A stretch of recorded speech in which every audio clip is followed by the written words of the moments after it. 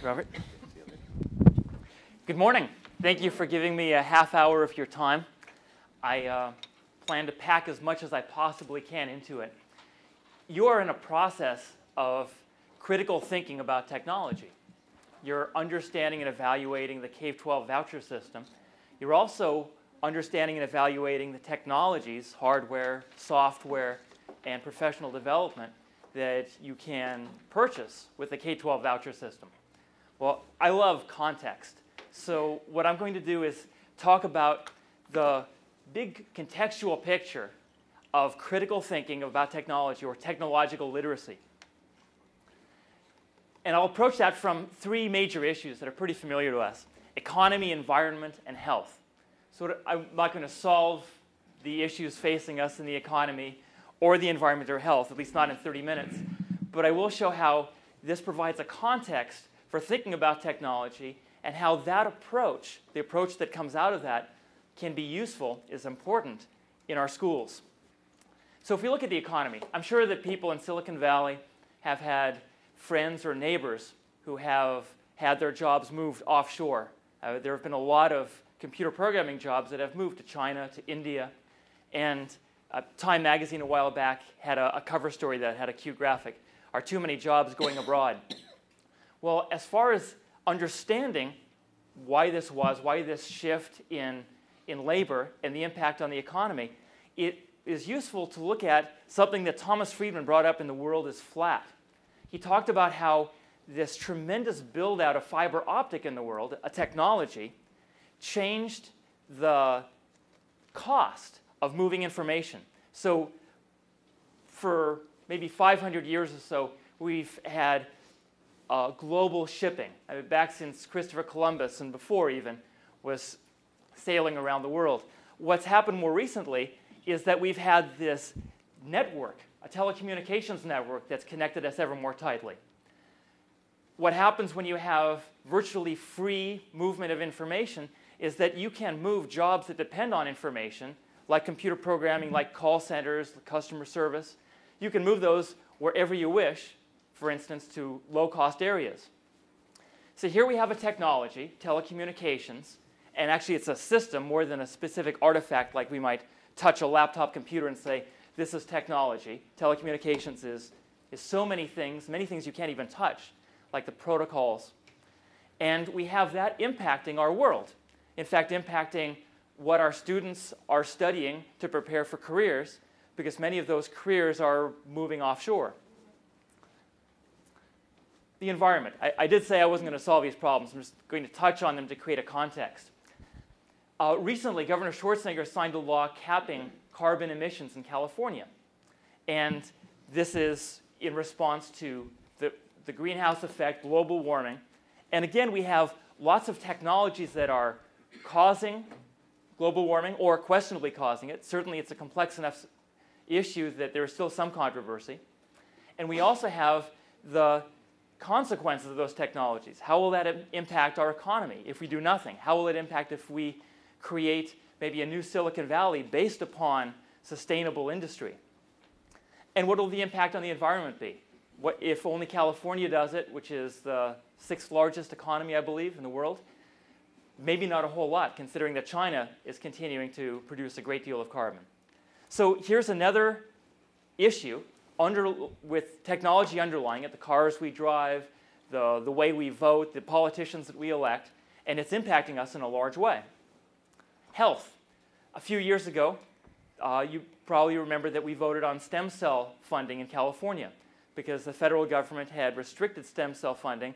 California said, we will get out in front and compete with the likes of Singapore for drawing the high-tech industry locally. So you have technology of actually operating the stem cells, or operating the technology of extracting, dividing, cultivating, and differentiating the stem cells. And we have ethical issues. What's the meaning of life? What's the sacred role of life?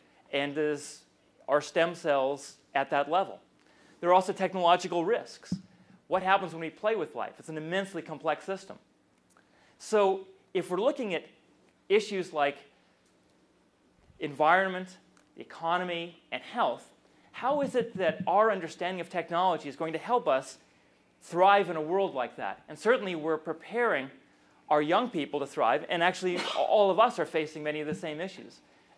When my neighbor loses her job to China or India, that certainly affects me and makes me concerned for my own. And I'm also breathing the same air and facing eventually some of the same health issues. Well, technological literacy complements technological competency by putting the issues in a large picture. So here we have a number of areas that are touched on by, or areas where we have technological choices. Education, career, health, consumption, politics. Certainly in education, things are changing depending upon the way we sign up for classes, as was just discussed. The technologies we offer our students for learning. Do they learn a computer design program? They come into schools carrying technology that's impacting them, cell phones and so on. In health, we mentioned stem cells, but there's so many other ways that technology impacts our health.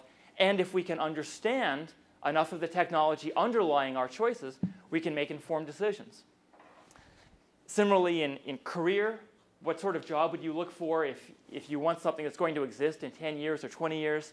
Politics, we had the voting on stem cells, for instance, and consumption, something we do every single day. So in a million little ways, our consumption patterns are determining what technologies thrive and which fail. So as we're facing these complex technology-driven issues, how do we understand them? How do we even approach something that's so complex that we realize we're going to need to go to experts to get some of our answers? How do we prepare our students for them? In particular, how do we prepare them? Because it's very difficult to predict future issues.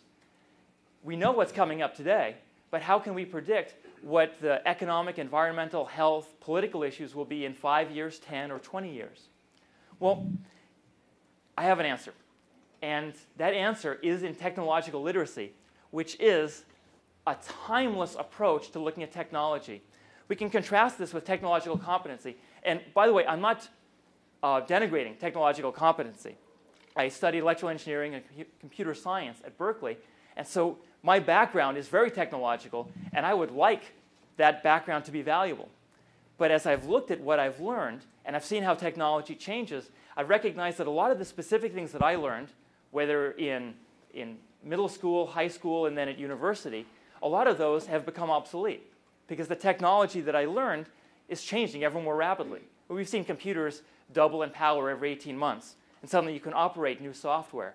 New technologies erupt like Facebook and the sharing of information, the downloading of music and movies. These technologies erupt because technology gets ever faster and more powerful. So if we are giving our young people, and even preparing ourselves, with information that will be timeless, that allow us to make conscious, informed decisions in a very complex world, then we need to give them more than technological competency. We need to give them a technological literacy so they can understand and evaluate any technology. And it's a complement. One does not replace the other. Technological literacy is context, and context is one of my favorite words. It is so key to understanding. Technological competency definitely goes to specific areas, specific details of understanding. How do you install an operating system? How do you use a local area network? How do you operate some computer design software? That is in stark contrast to technological literacy, which connects actually to our core content areas. By understanding how technology connects to science and mathematics, history and social studies, English language arts, what we're doing is we're understanding the flow of technology. We're understanding why we use it. We're understanding how it works, how it changes us. And there's a beautiful give and take here. One part of that is that we're actually we're spurring interest in the core content areas because young people have technologies that they love, whether it's a PlayStation and an MP3 player like an iPod or a cell phone.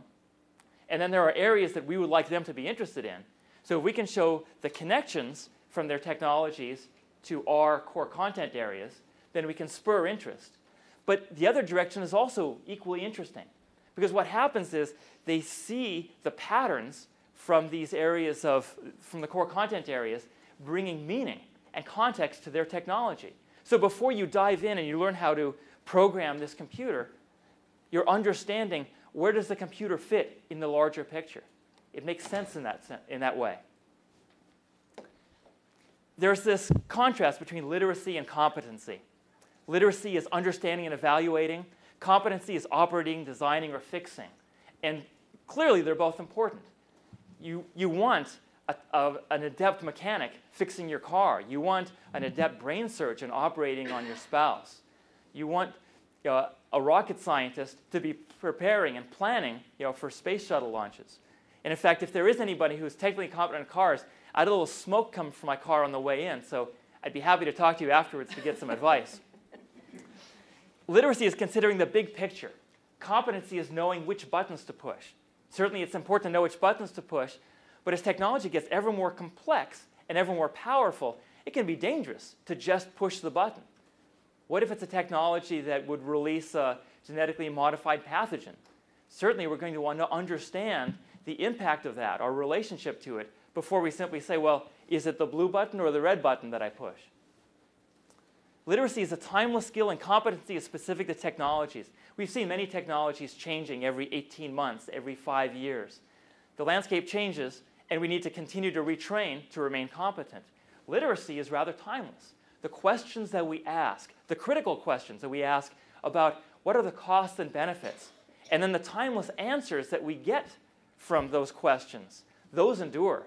Some of these patterns have lasted for hundreds, even thousands of years.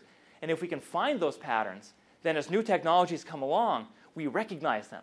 And we're well positioned to make critical choices, and we're able to create an intentional future. Literacy is about critical thinking, and competency is technical ability.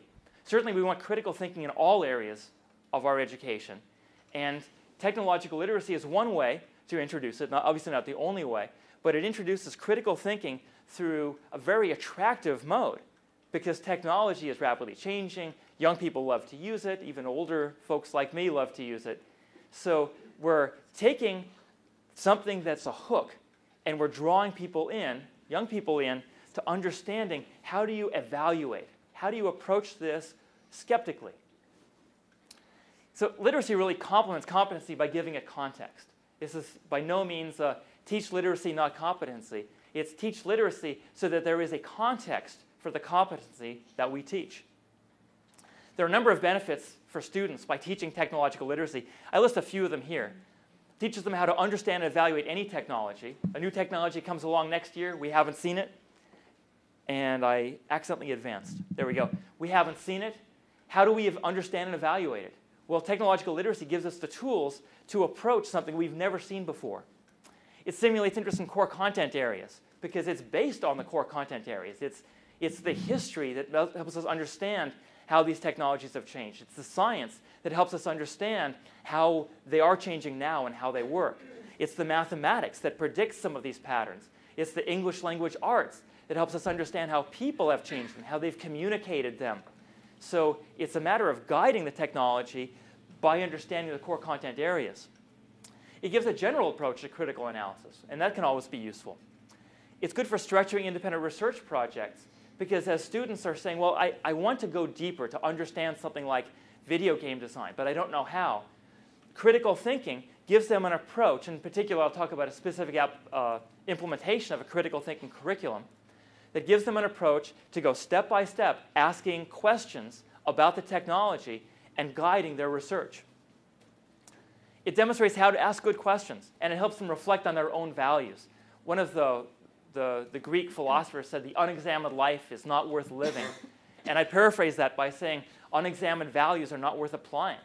It's our values that determine whether a technology is good or bad. And so often we just assume that everyone shares our values, and if I think this technology is bad, then everyone must. And if they don't, then they must be stupid or ignorant. And the fact is that very intelligent people can be well informed, and because of their different values, evaluate a given technology very differently. So this approach to critical thinking brings out the values that each student has and has them reflecting on those to think, how do I decide if something is good for me? or my community or the environment. It helps teachers because many teachers are faced with teaching technology, and they're in the unfortunate position of trying to keep up with young people who have all of this time to learn the latest stuff, and they're at a disadvantage. How do I install Windows XP Pro? How do I install Vista? Well, while it's difficult to keep up on those technical competency areas, the teachers are beautifully prepared. We are beautifully prepared for technological literacy. For one thing, we're older than our students, at least those who haven't been held back 15, 20 years. Also, our background, our educational background, gives us the very tools for understanding how does technology change? What are the costs and benefits? How do we evaluate it? So teaching technological literacy really plays to the teacher's strengths. It removes the stress of worrying, how do I teach something that I've just barely got a grasp on, and some of my students may know better. It also has a benefit for schools and districts, because as a school and district says, we are a technology school, we have advanced technology, or we're a technology magnet. It allows them to do that by teaching critical thinking that applies to all technology and not always be on the treadmill of upgrading hardware and software. I mean, certainly to remain a school that teaches this technical competency, you do need to occasionally or regularly upgrade, and the K-12 vouchers should help that. But it can be a very difficult challenge to keep upgrading every 2 years or so as technology becomes obsolete. So what might technological literacy look like? This is I've borrowed this from Gary Larson. So here's one implementation of it. Certainly there are many ways that we could approach technological literacy, and I'll present the one that I've helped to develop because it's the one that I'm familiar with. What we did, and by we, I mean a nonprofit corporation called KnowledgeContext, 501c3, that developed a curriculum for providing to schools. What we did was we figured out what questions could we ask that would be timeless. And we started at the bottom left. What is technology? And then moved through these identity questions. Why do we use it? Where does it come from? How does it work? Certainly, you could have asked these questions 1,000 years ago. And even as we move into change, how does it change? How does it change us? How do we change it? These are still timeless questions. Now, certainly, 1,000, 2,000 years ago, how does it change was much less interesting because technology moves so very slowly. You use the same technology, maybe a plow, that your parents and grandparents and great-grandparents used. In the current times, as we are upset by the future shock that Alvin Toffler talked about, it's certainly a much more interesting question. How does technology change? And then at the evaluation question, once you've established this foundation of understanding a given technology and understanding how it changes, then you can look at what are its costs and benefits and how do we evaluate it. So this approach to asking questions is one that can apply to any technology. Actually, it can apply to almost anything. You would look at the Constitution of the United States and consider, what is it? Why do we use it? Where does it come from? You could go through all of these steps, but we find that it works very well with technology. So for these timeless questions, we need enduring answers. And that's what we've developed in this curriculum, and actually in the book that Robert held up. The book is aimed more at adults who want to get a bigger picture view of it and more of a background than the curriculum, which addresses specific activities. But we looked at how can we answer these questions in enduring ways so that the answer we give doesn't apply just to a laptop computer or just to a cell phone. But what answers can we provide that transcend technologies, that may be applicable over 1,000 years, so that we have at least a hope that technologies that will be invented in 10 years will still be susceptible, will still fit within these patterns. I have just a few minutes left, and what I want to do is apply these questions to an article that I read in the New York Times some time back. So it'll give sort of a sense of how it works. This is a picture of the Earth at night, and we'll zoom in on the Eastern Hemisphere, and then zoom in a bit further. And you notice something interesting about this, which I'll highlight. Within the circle is Korea. And you'll notice that South Korea has lots of light. North Korea is virtually black. And the reason for that is that North Korea has very limited industry and very limited electrical production. So in a way, North Korea looks in some ways as the Earth did a long time ago. Well, I bring this up because I read this New York Times article about radios being smuggled into North Korea. The North Koreans have a very controlled media, and they are told that North Korea is the most powerful country in the world, and when they see sacks of grain coming in with USA printed on them, that's a form of tribute that the subservient United States of America offers to the superior North Korea. And we laugh. However, if all you've ever heard is that the dear leader has told you that this is the way things are, you tend to believe it. Well, in order to circumvent this iron curtain around the media exposure, people have been making small disposable radios and smuggling them into North Korea, even putting them on balloons that float up and then drop down. Well, one of the risks of these radios is that if you're caught with a radio in North Korea, it is a very serious offense. It's not a fine. You could go to a labor camp for 5 years, 10 years, and it's the most unpleasant prospect to face. So if you are faced with that, and by the way, you register radios in North Korea, as we are resistant to registering guns for fear that the government will come in and confiscate them. In North Korea, all radios are registered, and if it has a tuner, it's soldered in place. And in the middle of the night, the police can come, knock on your door, demand to see your registered radio, look at it, and make sure that you haven't broken the tuner free to tune into Radio Free Asia and listen to anything other than North Korean approved radio. So one solution to this is to make small disposable radios you can listen to for maybe a night or a few nights and then bury somewhere where nobody will ever find them. And that reduces your exposure to being caught. Well, as I read this article about these radios being smuggled in, I thought, you know, this approach of looking at technology from this contextual way should apply very well to it. So I thought, how do we apply ICE9? And I didn't mention that the acronym for these 9 questions is ICE9, from identity, change, and evaluation. I'll back up. So there's identity, change, and evaluation. ICE9 is just a convenient way to describe it. And some people who have read Cat's Cradle by Kurt Vonnegut always ask, did you pick ICE9 because it was in that science fiction story? I didn't, but it turns out that the science fiction story was about a very powerful technology that you certainly would not want to just press the button and hope the right thing happened. You would certainly want to evaluate and decide in advance. So what if we applied ICE9 to these radios? And I've got reprints of the New York Times article. If anyone's interested in looking at it, I found it a fascinating background. So let's go backwards. Let's start from question number 9. How do we evaluate it? The government of North Korea evaluates the radios in terms of their power. By promoting dissenting views, this technology is a threat to their control. Well, their value system of control makes it perfectly sensible that the radios are a bad technology. The Taliban, before we overthrew them in Afghanistan, determined that satellite dishes and televisions were bad technology, but pickup trucks, Stinger missiles, and AK-47 rifles were good technology. It made sense. That was the method of control. In different societies with different values, you would come to different conclusions. 8, what are its costs and benefits? Like many technologies, radio offers trade-offs between such goals as control and freedom. In this situation, radios subvert control and promote freedom.